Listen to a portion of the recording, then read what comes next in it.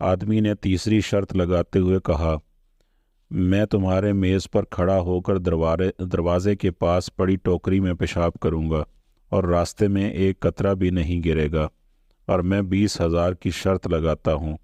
Officer ने सोचा कि ये बेवकूफ़ अब फंस गया है और इससे ये नहीं हो सकेगा, लिहाजा मान गया।